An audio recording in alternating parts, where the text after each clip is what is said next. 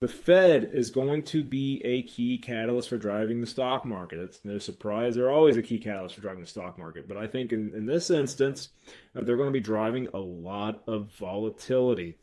So, look, the Fed's actions recently are good for the stock market. They're cutting rates, they're boosting market liquidity with the balance sheet expansion again. That's a good thing for the bull market. But watch as we get into the year, that narrative around the Fed, the positive narrative, could change as Jerome Powell's position as Fed chair ends in May. And that's because there is intense political pressure on the Fed to keep cutting interest rates.